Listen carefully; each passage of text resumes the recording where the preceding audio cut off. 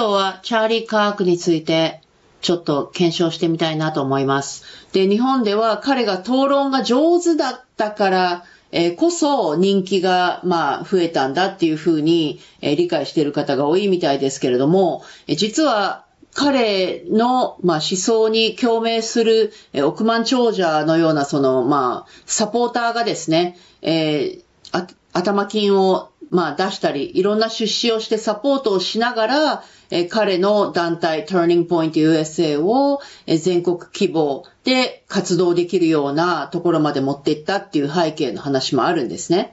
で、その中でどんな議論を展開していったのかちょっと見てみたいと思います。Thanks to the Civil Rights Act, if you have white skin color, it's much harder to get into a college than if someone has black skin color. Much harder. You have to have higher test scores. It's a much harder pool, largely thanks to the precedent set by the Civil Rights Act, not to mention all the trans stuff, and they use the Civil Rights Act to justify it. Okay, so are you a student here? I'm guessing you are. Oh, yeah, I'm a student here. Are you a pretty good student? Oh, yeah, I would say I'm a good student. I have a pretty high GPA. Okay. Yeah. Can you give your GPA to her because she's a woman of color, please? Hold on a second. If you only have so many positions at University of South Florida to come in, right? There's a set number. Let's say it's 20,000 people, okay? And we're going to say we're going to lower the test standards so that somebody that's a woman of color can come in, and therefore it's harder for you. So it's a higher bar for you, lower bar for them. Definitionally, it's a redistribution of test scores to somebody else, just by the definition. And you're okay with that. Isn't it racist then to penalize white people to come into college or to get jobs based on the color of their skin? Well, no. Wouldn't that be racist? So you're arguing for a very racist policy, which is that we should actively discriminate against people based on the color of their skin, which is affirmative action in DEI in practice. でもそれが差別なんだったら、それがレイシズムなんだったら、1619年初めて黒人の奴隷とされた人たちがアメリカ大陸に上陸してきて、それ以来ずっと人種差別どころか奴隷制度に虐げられた数知れずの多くの黒人の人たちのレイシズムに関しては言及してないよね。You want to organize the world based on skin color. We want to organize the world based on merit and character, based on how hard you work, what you bring to the table. We as conservatives decide to be merit obsessed, to build a country based on how hard you work and what you're able to deliver. Remember when Charlie Kirk said that black women didn't have the same brain processing power? Remember when Charlie Kirk said that children dying in mass shootings was deemed worth it? Well, I do. Charlie Kirk was a raging racist, hatred, used every single ounce of time of his life on this planet to spew hatred towards marginalized groups. And in the words of Charlie Kirk, he simply didn't believe empathy was real. So why should people sit up here and feel bad? Okay, so what I understand is this. Charlie Kirk got shot in Utah, and y'all are blaming black people? Like, if there was one state where I would assume a black person wasn't a suspect, it would be Utah. Like, y'all are really showing yourself right now. Utah? Who knows? It could be, but this is sad. See, this is the stuff that's sad and crazy, that something can happen in Utah, and it's black students being blamed. Students, these are people that are trying to better the future, better the country, help folk.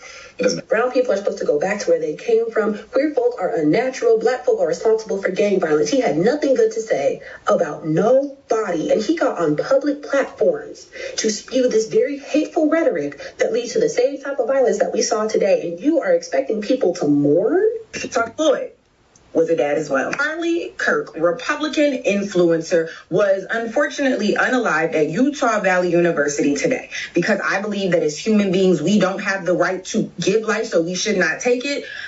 We're very sad that he lost his life. However, my thoughts and prayers will always remain with George Floyd's family and the families of Palestine. Be fucking pray. Today on CNN, Scott Jennings said, I think it's important that we remind the world that Charlie Kirk was a husband and a dad. Did Charlie Kirk give that respect to George Floyd and his family? Absolutely not. People always want to withdraw more money than they deposit into the account. Okay, insufficient. Also, this Charlie Kirk situation is just another reminder of how white supremacy and Christianity in America is so intertwined. Where there's white supremacy, you will find Christianity, and where there's Christianity, Christianity, you will find white supremacy. Because I'm even seeing black people talking about, oh, even David mourned for Saul. And I'm just like, it's just a reminder of how the slave masters back then were able to manipulate black people and use the Bible to indoctrinate them. Slave master was using that Bible to manipulate black people into like forgiving them every time they were done wrong by their slave master. It's like hearing some of these takes on the Charlie Kirk situation from Christians. Like some of y'all would have hated to see Harriet Tubman come in, because she was doing root work as well as helping lead people to freedom. That's why when it comes to magic, I don't believe in that whole like baneful magic thing. Like I believe in justice work. Nah, don't forget now, Charlie went and told y'all this is an unfortunate sacrifice. Charlie Kirk went and told you that it was an unfortunate sacrifice that would need to be made to protect the Second Amendment. Things like this would have to happen. A citizen getting popped in broad daylight would have to happen. As unfortunate as it is, it was an unfortunate sacrifice that must be made to upheld the Second Amendment. Charlie Kirk fought for that. He worked hard for this. He worked real hard. He advocated for a fascistic regime, preached nonsensical race junk science that has been debunked for over 100 years. He hated the LGBTQIA community, an active TERF who didn't want women to have body autonomy and reproductive rights. He was a known Islamophobe, a white Christian nationalist, a man who he himself went on record on his little TV show and said he hated empathy. He thought it caused a lot of problems. Mr. Kirk worked real hard for this, and he knocked on hate's door all of his professional life. And the funny thing is, if you knock on hate's door long enough, hate will finally answer. And it answered him. Joy Reid and Michelle Obama and Sheila Jackson Lee and Ketanji Brown Jackson were affirmative action picks, we would have been called racist. But now they're coming out and they're saying it for us. They're coming out and they're saying, I'm only here because of affirmative action. Yeah, we know. You do not have the brain processing power to otherwise be taken really seriously. Wait, hold on a second. You're going to remove my appendix and you're a black lesbian? He's there to make America white again.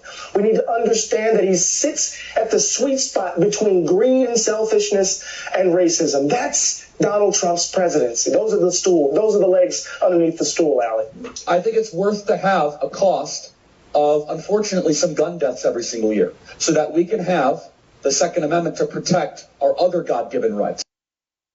Life begins at conception is true in a purely biological sense. A metabolically active organism begins at fertilization. This is biological consensus. But notice the trick. Charlie's using this unconventional biological fact to smuggle in a highly controversial moral claim. He's conflating biological life, cells metabolizing and dividing, with moral personhood, consciousness, rights, legal protection. It's a buried equivocation fallacy in action when someone uses a word in two different ways within the same argument to mislead. He's using life in two completely different senses and pretending that they're the same thing. Life begins at conception. To make it clearer, consider this. Nobody's actually debating whether a zygote is biologically alive. Of course it is. So are bacteria, cancer cells, and the living cells that you shed every day. This is also where Charlie falls into circular reasoning, when the conclusion is hidden in the premise. A logical Ouroboros eating its own tail. Think of it this way. Sleeping pills work because they have a dormitive property. Well, that's great, isn't it? It sounds profound, even.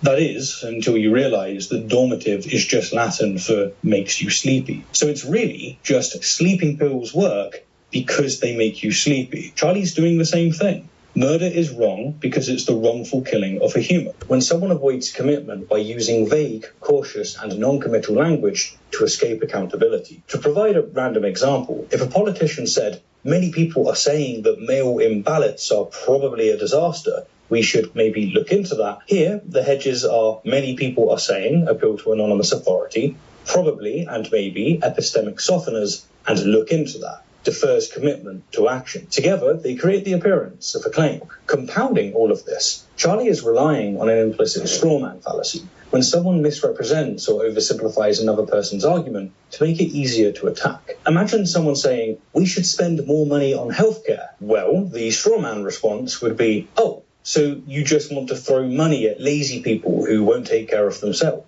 So, this is where he's decided to play the unfalsifiable claim card. When someone makes a claim that cannot be proven false, making it immune to scrutiny. To borrow Carl Sagan's famous example, there's an invisible dragon living in my garage. You can't see it, but since you can't disprove it, I get to insist that it's there. That is not an argument. That is hiding behind an assertion that you can't check. The Greeks postulated that it is the entirety of your being. It's a classic tactic. When pressed to clarify, don't explain, just point somewhere else. It is the debate equivalent of saying, Google it, a move that's especially common among people who don't actually have an argument for their own view. Google it! Google it! In this particular case, it doubles down as an appeal to tradition. When someone claims that something is true because ancient people believed it, consider if someone argued that bloodletting must work because medieval doctors practiced it for centuries. Charlie does exactly this by invoking Greek philosophy. Be put in prison and or given the death penalty for his crimes against America. By the way, this is my other problem with death penalty. It takes too long, too many appeals. It should be public, it should be quick, it should be televised. By the way, you could force the government to watch it. You could have brought to you by Coca-Cola. What age should you start to see public executions? 16. I think you could do it earlier. I think you maybe at age 12, whenever 6th grade or so. We note in our piece that Kirk describes King as, quote, a bad guy. It's true. And Kirk's self-described very, very radical view that the country made a mistake when it passed the Civil Rights Act. Also true. So I'm sorry, are you trying to say that blacks thrive under subjugation? No, I'm not. I'm saying I'm asking you the question. The data shows they were actually better in the 1940s. It was bad. It was evil. But what happened? Something changed. Ladies and gentlemen, welcome aboard Flight 781 with nonstop service from Houston, Texas to Washington Reagan National Airport. I want to tell you that we have Sheila Jackson Lee on board, and in the spirit of affirmative action, we have Ramon and Cadillac are your two pilots. They've never flown before, but they are black. The Great Replacement Strategy, which is well underway every single day on our southern border, is a strategy to replace white rural America with something different. The spiritual battle is coming to the West. Not to have my kid be taught the lesbian, gay, transgender garbage in their school. While also not having them have to hear the Muslim call to prayer 5 times a day. That's important. We want the American way of life, which is, by the way, Christendom. Abortion is never medically necessary. Okay. So if you had a daughter and she was 10 and she got raped and she was going to give birth and she was going to give birth and she was going to live, would you want her to go through that and carry her baby? That's awfully graphic. But it's a real life scenario that happens to many people. The answer is yes, the baby would be delivered. Again, there is no separation of church and state. It's a fabrication. It's a fiction. It's not in the Constitution. It's made up by secular humanists. Of course, we should have church and state mixed together. Hi, Charlie. I'm Addie, and I'm 14. I'm a freshman in high school, and I was wondering, as someone who has a different opinion on college, what would you say the pros and cons are? Because I'm interested in political journalism. Let me also speak to some of the young ladies here in high school. Where your who's here where your top priority? Your top priority is get married and have kids. Raise your hand. Okay. Interestingly, I think there is an argument to bring back the MRS degree. And no, seriously. And just be clear, that's why you're going to college, right? Don't lie to yourself. I'm studying sociology. No, you're not. We know why you're here. And that's okay.